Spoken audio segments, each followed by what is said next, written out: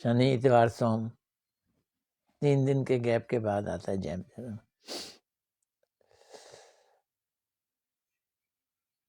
प्रश्न चल रहा था कि ब्राह्मण, क्षत्रिय, वैश्य, शूद्र 4 तरह के वर्ण हैं। इन सब में ब्राह्मण सर्वश्रेष्ठ है। ब्राह्मण अपनी नित्य कर्म करते हैं, ब्राह्मणों के जो होते हैं संध्या वंदन वगैरह। लेकिन वैष्णव लोग उनको श्रेष्ठ नहीं मानते। तो श्री वैष्णव दास इसका उत्तर दे रहे थे। बहुत विस्तार से उत्तर दिया उन्होंने मनुष्य जाति को कई कैटेगरीज में बांटा। वर्ण आश्रमों में बांटा और ये समझाने की कोशिश की है कि कई लोग भक्ति के मार्ग में आगे चलने वाली सुकृति के साथ नहीं पैदा होते, उन्हें साधु संग नहीं मिला होता। तो इसलिए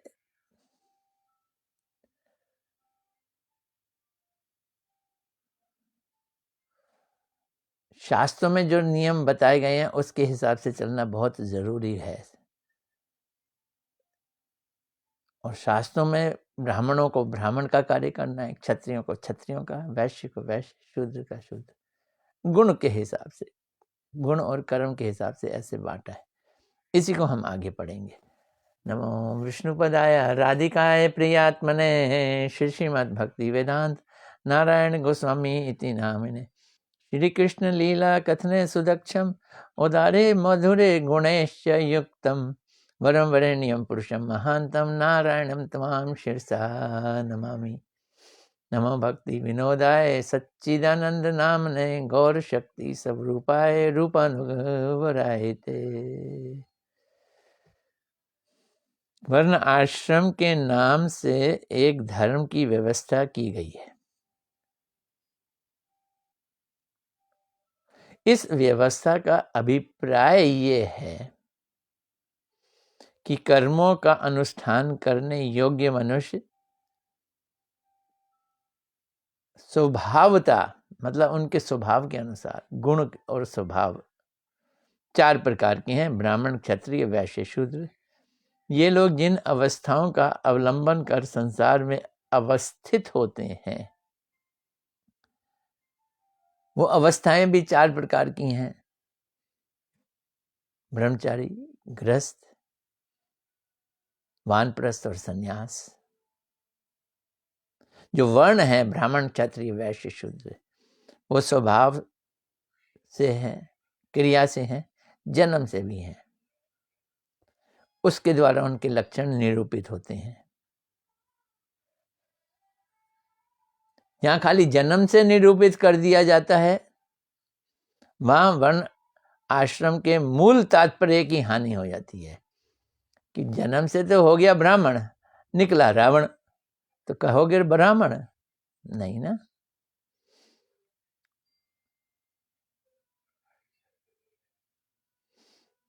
तो आश्रम में संन्यास सर्वश्रेष्ठ है, वर्णों में ब्राह्मण सर्वश्रेष्ठ है। बात तो सही है।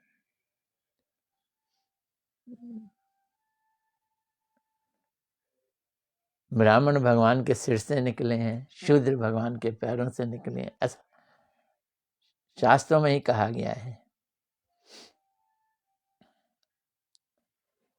क्या क्या उनके कर्म है, क्या क्या उनकी नेचर है, धर्म है, ये भी बताया गया है। तो वैष्णव दास महाराज कह रहे हैं, क्या कह रहे हैं, इस विद्युत मंडली में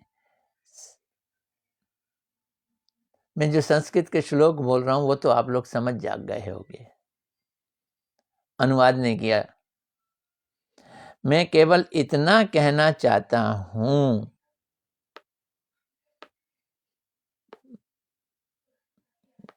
क्या कहना चाहते हैं जी? वर्ण तथा आश्रम व्यवस्था ही वैध जीवन की मूल भित्ति है। जो जीवन वैध है, वैध का क्या मतलब है? वैध का मतलब है लीगल, सही। वर्ण आश्रम धर्म भित्ति है, वैध धर्म की भित्ति मैंने दीवार, फाउंडेशन है। क्या है फाउंडेशन? वर्ण आश्रम धर्म। ये बात तो सही है। और जिस देश में वर्ण आश्रम व्यवस्था का जितना अभाव है, उस देश में अधार्मिकता का उतना ही प्राबल्य है। तो देख लो, भारत वर्ष ही एक ऐसा देश है जहाँ वर्ण आश्रम धर्म है, लेकिन वेस्टर्न कल्चर वगैरह में तो ये है नहीं, वर्णाश्रम धर्म है नहीं, इसलिए वहाँ कोई खास नियम है ही नहीं। खाना पीना, भोग विलास, यही जीवन के तात्पर्य माने गए हैं। Life is meant for this only. अधार्मिकता उतनी ही प्रबल है, वहां अधार्मिकता प्रबल है। आगे सुनो। अब विचारणीय है कि कर्म के संबंध में जिन नित्य और निमित्तिक दो शब्दों का व्यवहार होता है वो किस प्रकार है। अब आ जाओ कर्म, नित्य और निमित्तिक। ब्राह्मणों के लिए नित्य कर्म बताए गए हैं। तो नित्य क्या है उनके कर्म, निमित्तिक क्या है? शास्त्रों के गूढ़ तात्पर्य पर विचार पूर्वक देखने से कर्म के संबंध में वे दोनों शब्द परमार्थिक भाव से व्यवहृत नहीं होते हैं। ये बात सुन लो। नित्य, शाश्वत, सनातन परमार्थ के लिए कही जाती है, स्पिरिचुअलिटी के लिए कही जाती है। लेकिन यहां ये कहा है शास्त्रों में जो ये शब्द कहे गए हैं नित्य और निमित्तिक, वो किस लिए कहे गए हैं? तो व्यवहारिक रूप से ही कहे गए हैं, औपचारिक रूप से ही कहे गए हैं, परमार्थिक रूप से नहीं कहे गए हैं। नित्य और निमित्तिक शब्द व्यवहारिक रूप से कहे गए हैं। ब्राह्मणों के भी कर्म जो बतलाए गए हैं नित्य कर्म, वो भी औपचारिक और व्यवहारिक हैं, टेम्परेरी हैं, वो परमानेंट नहीं है। अब ये चीज समझनी है। लेकिन अभी हमने पीछे पड़ा नित्य धर्म और निमित्तिक धर्म। अब नित्य धर्म और निमित्तिक धर्म में जो नित्य धर्म है ये परमार्थिक है, स्पिरिचुअल है। नित्य धर्म जो हमारा नित्य स्वभाव है। लेकिन शास्त्रों में जो नित्य कर्म है वो परमार्थिक नहीं है, ये समझना। अब वो पूछ रहे थे ना,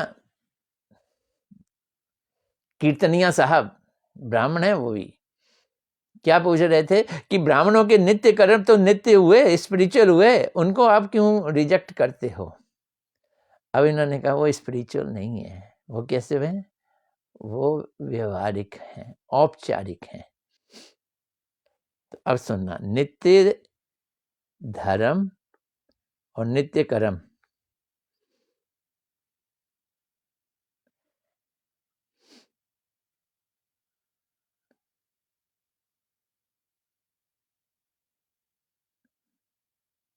इन दोनों में नित्य शब्द यूज किया गया है। नित्य तत्व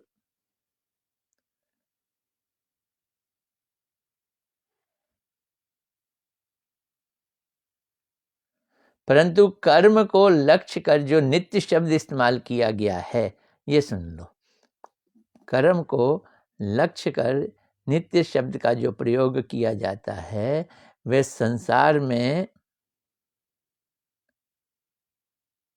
औपचारिक भाव के कर्मों के लिए ही नित्य कर्म कहा गया है। तो नित्य क्यों कहा गया? औपचारिक कर्मों को नित्य क्यों कहा गया? तो उसमें एक शब्द बताया उन्होंने, क्योंकि ये जो कर्म हैं ब्राह्मणों के शास्त्रों में बताए गए हैं नित्य कर्म, ये जो नित्य तत्व है भगवान, ब्रह्म, परमार्थ, सच्चिदानंद, उस तत्व की ओर दूर से लक्ष्य करके, उसको लक्ष्य किया है दूर से, वहां पहुंचे नहीं है, दूर से लक्ष्य किया गया है, इसलिए नित्य कह दिया गया। बड़ी ऊंची बात कही है। क्यों? क्योंकि कर्म तो कभी नित्य होता नहीं है। फिर देखो, श्रील भक्ति विनोद ठाकुर जी बड़ी ही समझ को हमारी पकड़ के दूर की कौड़ी लाए हैं समझाने के लिए। क्या कहते हैं? कर्म नित्य नहीं है। जब कर्म योग के द्वारा ज्ञान को लक्ष्य करता है, गीता में कर्म योग है, ज्ञान योग है, भक्ति योग है। कर्म से श्रेष्ठ चीज है ज्ञान योग। कर्म योग जब ज्ञान योग को लक्ष्य करता है, हायर साइड, कर्म जब भोग को लक्ष्य करता है तो निखिद्ध होता है, घटिया होता है। कर्म जब ज्ञान योग को लक्ष्य करता है और ज्ञान भक्ति को लक्ष्य करती है, तभी कर्म और ज्ञान औपचारिक भाव से नित्य हो जाते हैं। नित्य है नहीं, नित्य कहे जाते हैं। लक्ष्य कर रहे हैं ना, किस तरफ लक्ष्य कर रहे हैं? भक्ति की ओर लक्ष्य कर रहे हैं। कर्म ज्ञान की ओर और ज्ञान भक्ति की ओर लक्ष्य करता है, तो नित्य कर्म नित्य ज्ञान की बात कर दी है। अब ब्राह्मणों की जो संध्या वंदना है,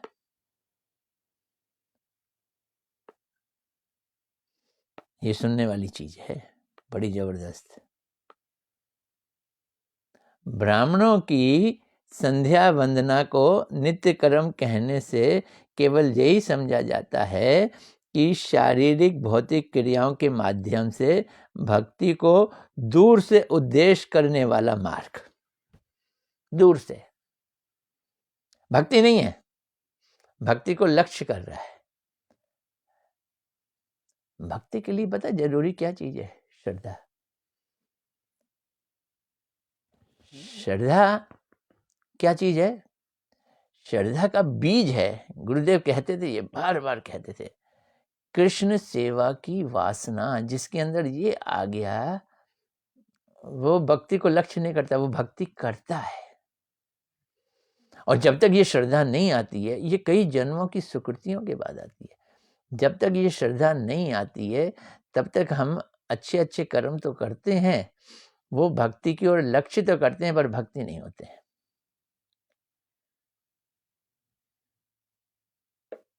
वह नित्य धर्म को लक्ष्य करने के कारण नित्य कहा गया है।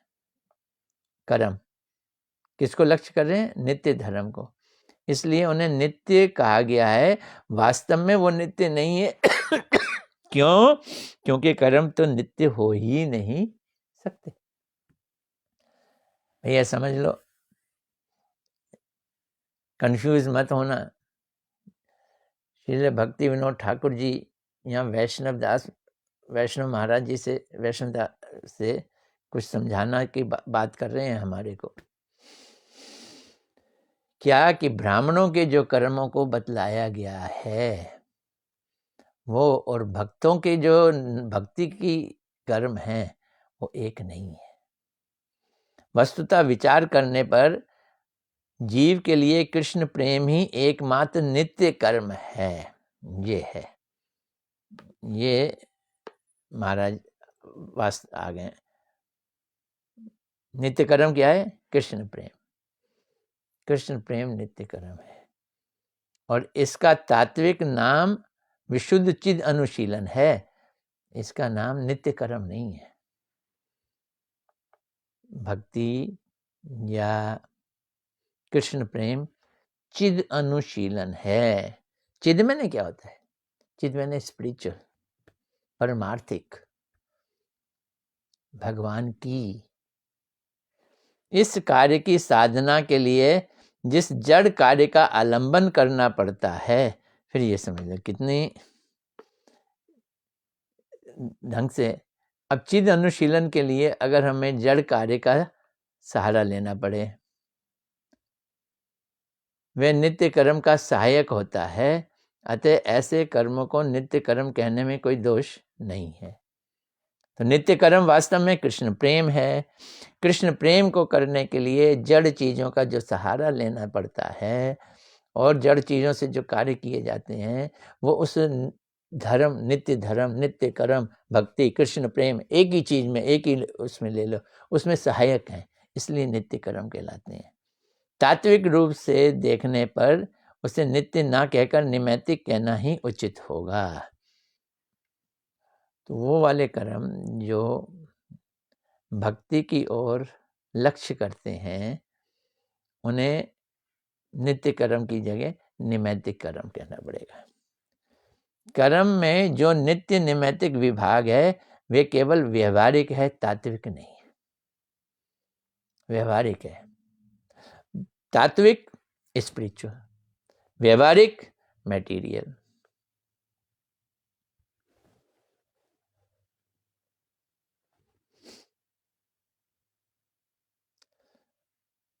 ये बात तो पक्की है। क्या? वस्तु का विचार। वस्तु मतलब जीवात्मा वस्तु, भगवान वस्तु। इसका विचार करने से शुद्ध चिद अनुशीलन, शुद्ध चिद अनुशीलन यानी कृष्ण प्रेम, ये नित्य धर्म है। और अन्य जितने भी प्रकार के धर्म हैं, वो सब के सब निमित्तिक हैं। चिद अनुशीलन को समझने की कोशिश करेंगे। एक वस्तु होती है चेतन और एक वस्तु होती है जड़। चेतन का स्वभाव है चिद, चेतना, इसका स्वभाव है चिद। नीट चेतन जीवात्मा, जिसको माया ने पकड़ा हुआ नहीं है, माया से जो ग्रस्त नहीं है, क्या करेगी? जैसे एक बच्चा है, स्वस्थ है, छोटा सा बच्चा है, 5-6 महीने का, क्या करेगा? हाथ पैर मारेगा, किलकारियां कर लेगा। ये उसका स्वभाव है।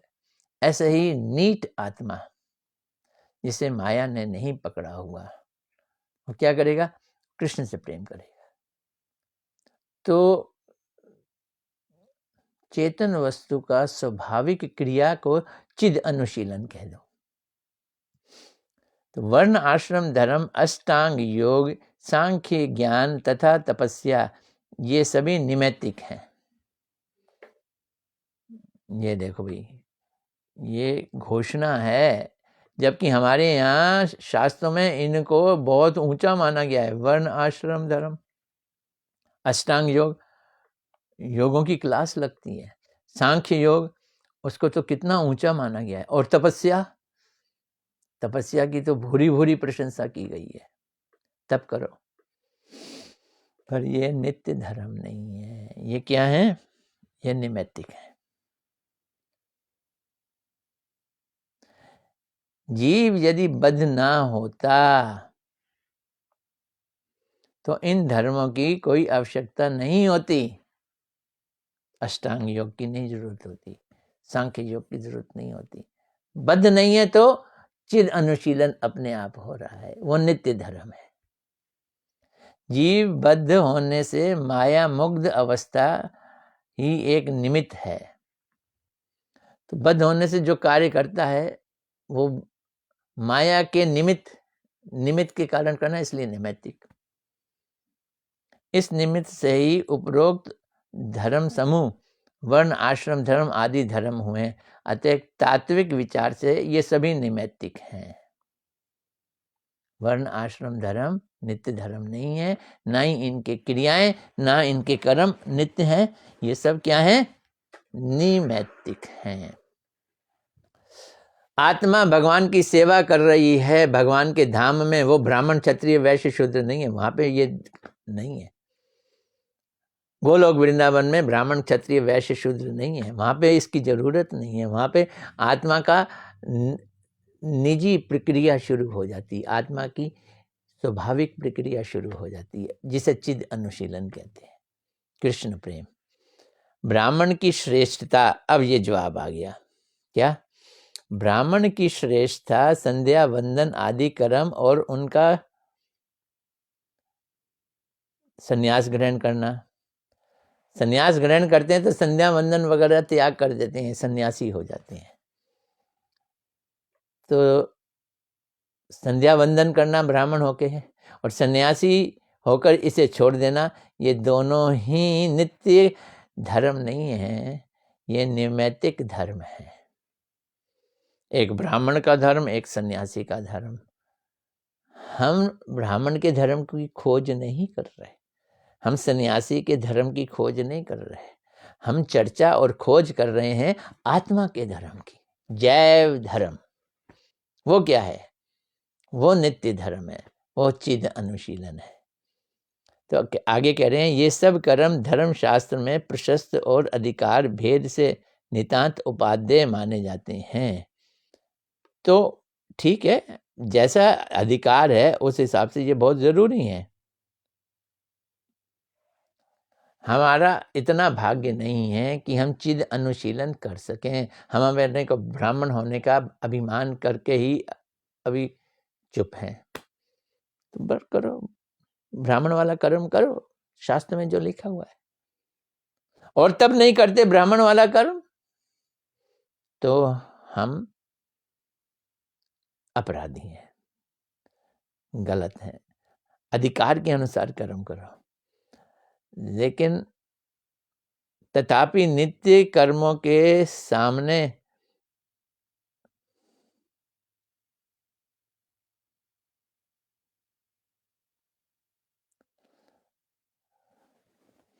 तो ये सब धर्म शास्त्रों में प्रशस्त और अधिकार भेद से नितांत उपादेय गए हैं, तथापि नित्य कर्मों के सामने उनका कोई सम्मान नहीं है।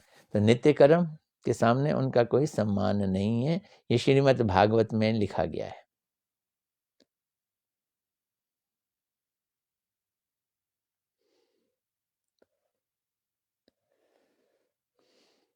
नित्य कर्म यहाँ पे नित्य धर्म वाले कर्म है, परमार्थिक कर्म। भागवत में से उदाहरण कोट दिया है। क्या कहते हैं कोट?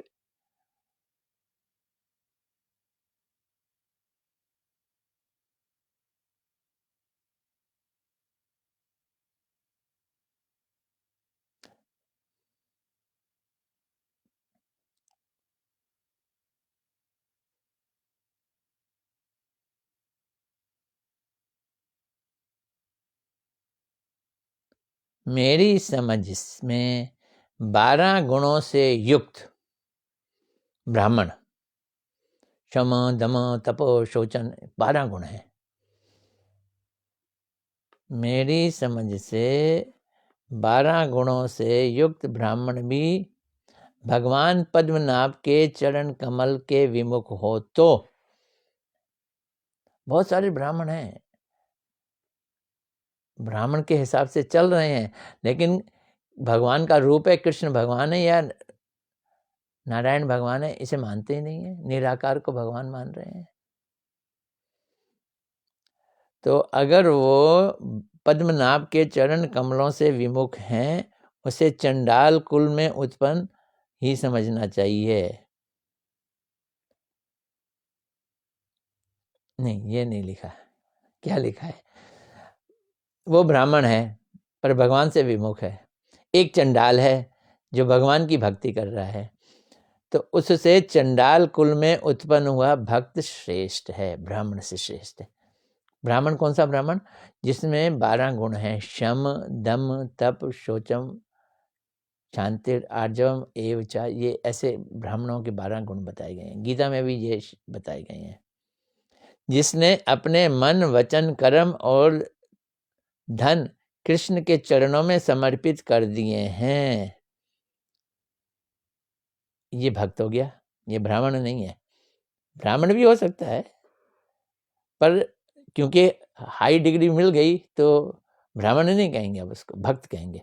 जैसे एक पीएचडी हो गया तो एमए तो हो गई वो, तभी तो पीएचडी कर रहा है, तो उसे फिर एमए कहने की जरूरत नहीं है। ऐसे जो भक्त बन गया उसे ब्राह्मण कहने की जरूरत नहीं है। जिसने अपने मन वचन कर्म और धन कृष्ण के चरणों में समर्पित कर रखे हैं, क्योंकि वे चंडाल तो अपने कुल के साथ अपने प्राण तक को पवित्र कर लेता, अपने प्राण तक को पवित्र कर लेता है।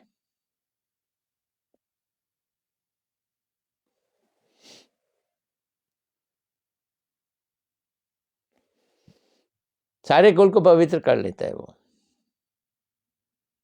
प्राणों को भी पवित्र कर लेता है।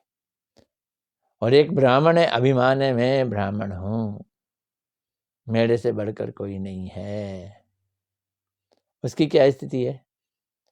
उसके लिए कह रहे हैं, बड़कपन के अभिमान रखने वाला ब्राह्मण स्वयं को भी पवित्र नहीं कर सकता, औरों की तो बात ही क्या है, स्वयं को भी पवित्र नहीं कर सकता। सत्य दम तम अमात्सर्य तितिक्षा अनसूया यज्ञ दान धृति वेद का श्रवण और व्रत, ये 12 गुण हैं ब्राह्मणों के, ये दे दिए भाई। क्या क्या है? सत्य दम तप अमात्सर्य, ये बड़ा अद्भुत गुण है। हम सबके अंदर ना मात्सर्य भरा हुआ है। मात्सर्य मैंने दूसरे से ईर्ष्या करना, तेरी कमीज मेरी कमीज से सफेद क्यों है, इसलिए हम भक्ति में नहीं बढ़ सकते। और ब्राह्मण है उसमें ये गुण नहीं होगा, ये दोष नहीं होगा, मात्सर्य, इसलिए उसके लिए गुण दिया गया अमात्सर्य। तितिक्षा सहनशीलता, ब्राह्मण सहनशील होगा। देखो सुदामा ब्राह्मण की कितनी हम सुनते हैं महिमा। अनुसूया ये भी वो है, द्वेष नहीं करना। यज्ञ दान धृति, बुद्धि एक निश्चित, वेदों का श्रवण करना और व्रत करना, ये किसके गुण हैं? ब्राह्मण के। कितने गुण हैं? 12 गुण हैं। ऐसे 12 गुण विशिष्ट ब्राह्मण जगत में पूजनीय तो हैं, किंतु यदि इन सब गुणों से युक्त होकर भी वे कृष्ण भक्ति से शून्य हो तो ब्राह्मणों की अपेक्षा भक्त चंडाल है तो वो श्रेष्ठ है। तात्पर्य यह है कि चंडाल वंश में जन्म लाभ कर साधु संग संस्कार द्वारा, अच्छा ये कैसे होगा? ये होगा कैसे कि चंडाल जो है वो श्रेष्ठ हो गया? तो उसमें बोला है कि चंडाल के वंश में जन्म लेकर साधु संग के संस्कार लेकर, संस्कार साधुओं का लिया। जो व्यक्ति नित्य धर्म के अनुसार चिद अनुशीलन में लगे हैं, वे शुद्ध चिद अनुशीलन रूपी नित्य धर्म अनुशीलन करने वाले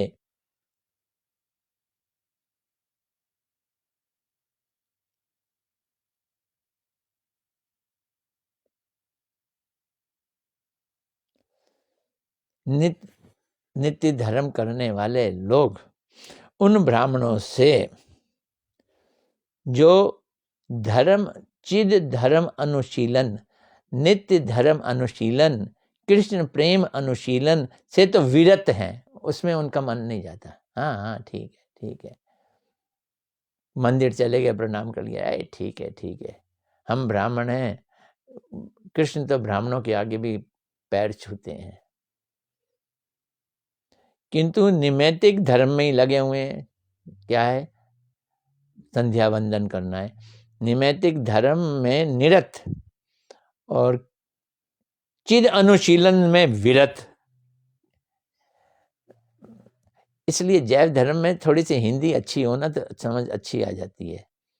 यानी चिद अनुशीलन यानी कृष्ण प्रेम, आत्मा का गुण, उससे विरत। विरत मैंने उनसे,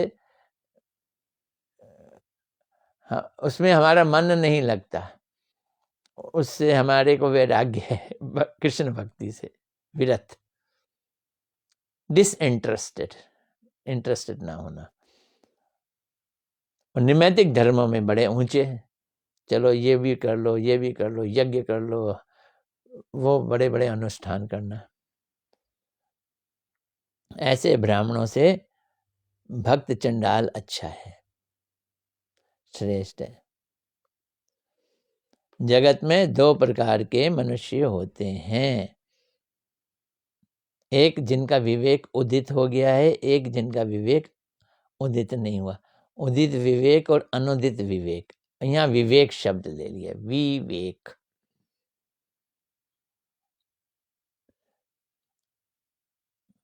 अनुदित विवेक वो कौन है? सारी दुनिया वही है जिसका विवेक उठा ही नहीं अभी। अनुदित विवेक मनुष्य ही संसार में छाए हुए हैं, उदित विवेक वाले बहुत थोड़े हैं। उदित विवेक वाले बहुत थोड़े हैं, जिनका विवेक उदित हो गया है।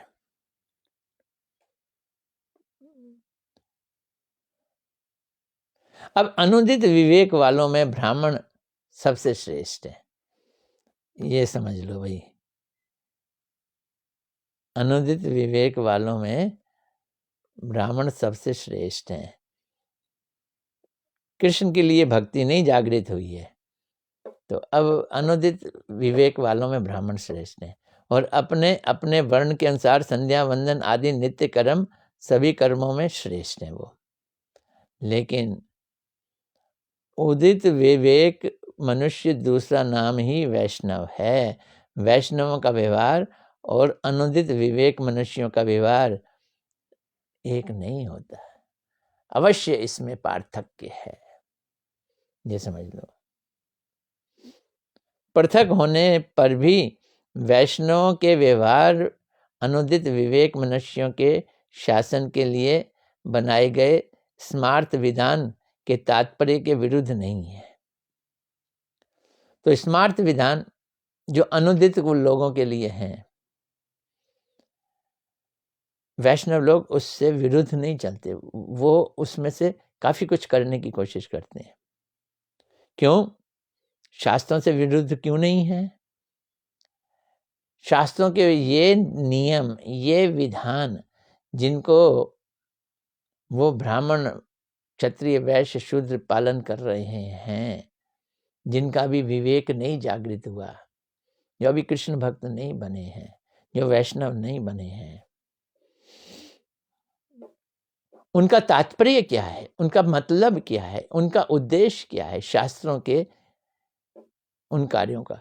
एक तो उन्हें स्मार्थ कहा गया है, उन कार्यों को जिसमें कृष्ण भक्ति नहीं है, जो कृष्ण भक्तों के लिए नहीं है, उन्हें स्मार्थ कर्म कहा गया है।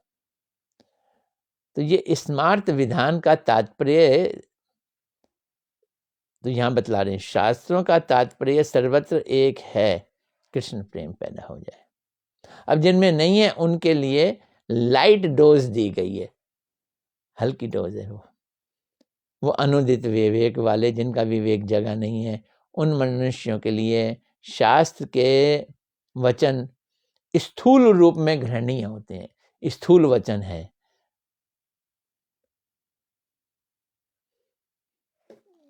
अब जो जिनका विवेक उदित हो गया है, उदित विवेक मनुष्य शास्त्र के तात्पर्य को बंधु भाव से ग्रहण करते हैं। तो तात्पर्य तो भगवान की भक्ति है, उसको पूरा ग्रहण करते बंधु भाव से। तात्पर्य मेरा बंधु है, शास्त्रों का तात्पर्य मेरा बंधु है। क्या तात्पर्य है? कृष्ण प्रेम तात्पर्य है उन लोगों का। क्रिया में भेद होने पर भी तात्पर्य में भेद नहीं है।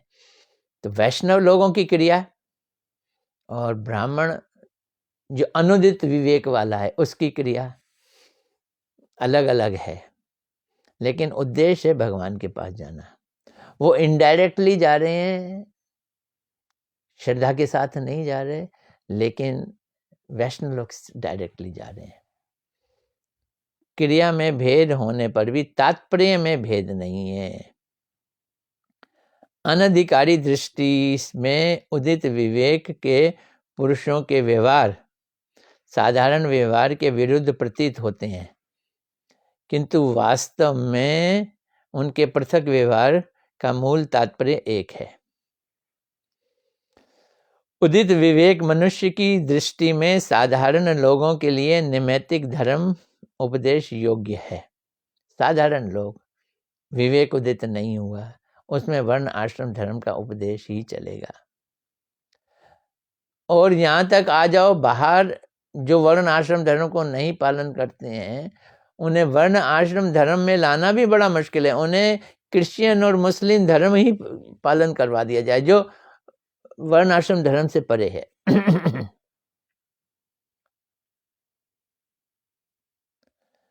तो नैमित्तिक धर्म वास्तव में असंपूर्ण है, मिश्र है, अचिरस्थायी है, जो अनउदित विवेक वाले व्यक्तियों के लिए है, जिनकी विवेक उदित नहीं हुई। नैमित्तिक धर्म में साक्षात चिद अनुशीलन नहीं होता, तो वो ब्राह्मणों, क्षत्रियों, वैश्य शूद्रों के कर्मों में चिद अनुशीलन नहीं है। फिर वही चिद अनुशीलन, आत्मा का अनुशीलन, यानी कृष्ण प्रेम नहीं है। चिद अनुशीलन के आश्रय में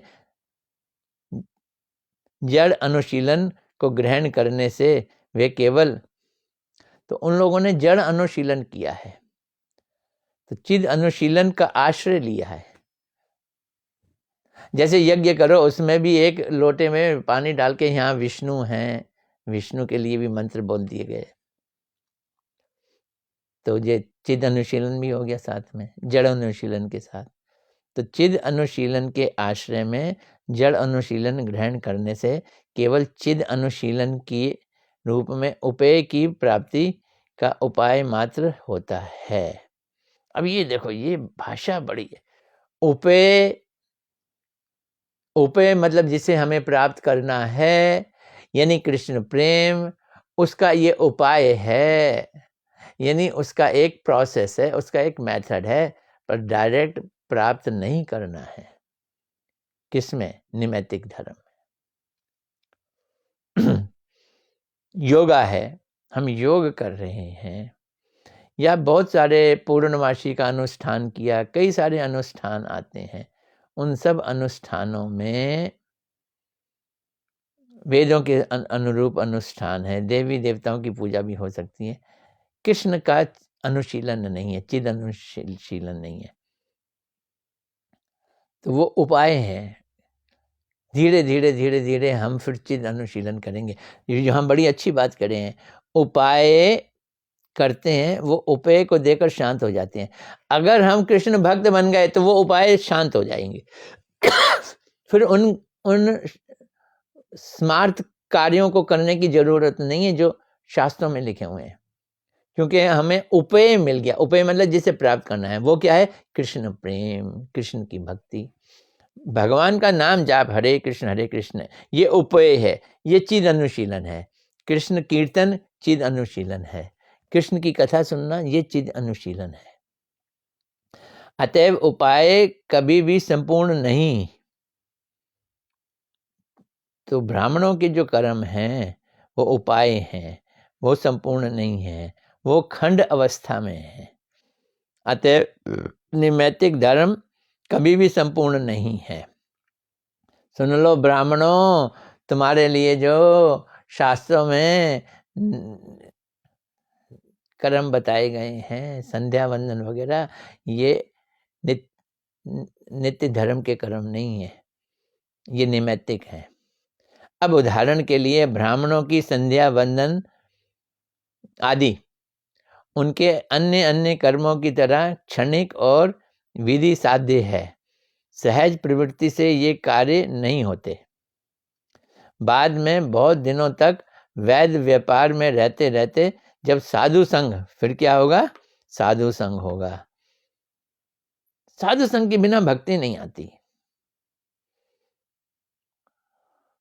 जब साधु संग संस्कार के द्वारा चिद अनुशीलन रूपी हरि नाम में रुचि होती है, तब कर्म के आकार फिर संध्या वंदन आदि नहीं रह जाते। भक्तों के कर्म जो हैं बदल जाते हैं। फिर क्या होता है? हरि नाम। ये संपूर्ण रूप से चिद अनुशीलन है। संध्या वंदन आदि केवल उक्त प्रधान कार्य के उपाय मात्र हैं, वे कदापि भी संपूर्ण तत्व नहीं है। हमें भी दीक्षा दी जाती है, तो दीक्षा जब दी जाती है तो ये गायत्री मंत्र वगैरह दिए जाते हैं, हम भी संध्या वंदन करते हैं। ये उपाय हैं नित्य के। नित्य क्या है? हरि नाम। अभी हमारा हरि नाम इतना बढ़िया नहीं हो रहा, दिमाग इधर भटकता है, अभी हमारा संबंध नहीं जुड़ा। तो ये नैमित्तिक कर्म संध्या वंदन शुरू करके, लेकिन हम वैष्णवों को जो ये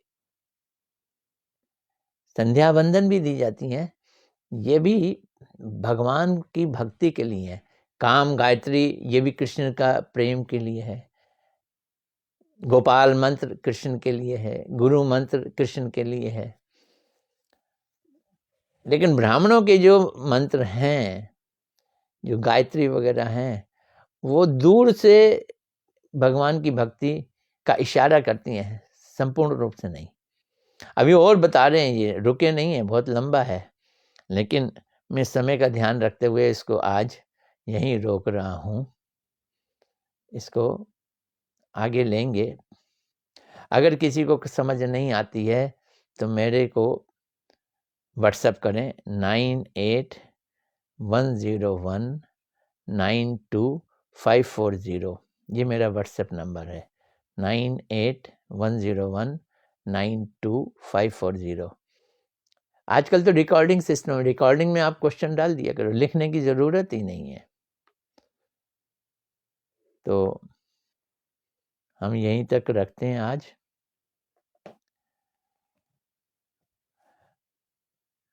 और भी लंबा कर सकता था मैं, लेकिन भारत में लेट हो जाता है, रात हो जाती है, लोगों के सोने का समय होता है, तो मुझे थोड़ा सा उसका अनुमान है, तो मैं इसलिए अभी यहीं रोक रहा हूँ। मेरी तो दिन है, दिन के 11:15 बजे हैं, आप लोगों के रात के 11:30 11:45 हो गए होंगे। ठीक है, हरे कृष्णा। कल फिर मिलते हैं। कौन कौन आया है देखें। आज तो बहुत सारे लोग हैं। अभी एक तो वाह, हमारे कंसल साहब तो अभी अभी आए हैं। सबसे पहले आए मीना शर्मा जी, हरे कृष्णा, दंडवत। फिर मालिनी जासी जी, हरे कृष्णा, दंडवत। मंजरी जी, मेघा जी, हरे कृष्णा, दंडवत। मनीष मानू, हरे कृष्णा, दंडवत। अनुराधा जी, हरे कृष्णा, दंडवत। कंसल जी, हरे नहीं, रविंद्र भारती भी आए हैं। अच्छा, हरे कृष्णा, दंडवत। देवी दयाल कंसल, हरे कृष्णा, दंडवत। चलो फिर मिलते हैं। हरे कृष्णा। जैव धर्म, ये आज हमने छोड़ा है मेरे ग्रंथ के हिसाब से 36वां पेज है, 3रा अध्याय चल रहा है। हरे कृष्णा।